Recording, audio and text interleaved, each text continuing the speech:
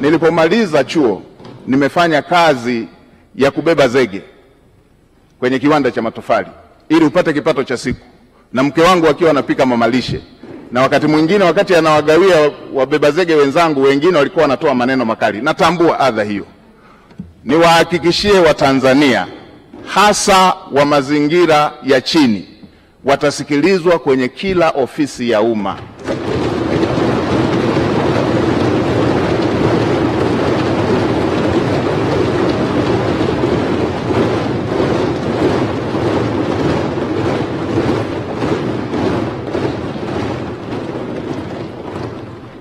Kila aliye Mtanzania, hii nchi ni yake. Watanzania wote watasikilizwa kwa nidhamu katika ofisi za umma.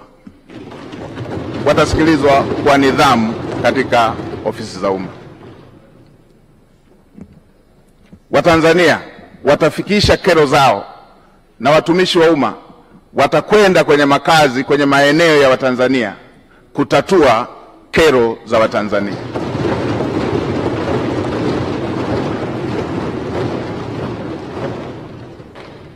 Ukiondoa miaka 32 hiyo niliyoielezea, miaka takriban 18 maisha yangu yamekuwa yamezungukwa na wahitaji kuliko walioridhika, nikiwa na watoto takriban 100 nao kaa nao na bweni la wanawake na wanaume, wasichana na wavulana hapa. Natambua mahitaji na uhitaji wa Watanzania, naitambua.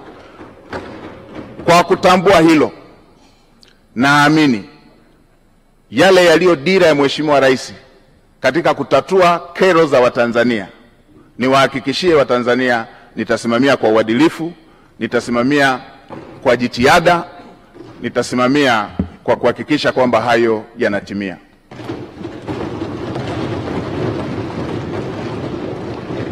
Kwa kuzingatia kazi kubwa hiyo iliyoko mbele yetu niliyoisema, kwa kuzingatia kazi kubwa iliyoko mbele yetu niliyoisema,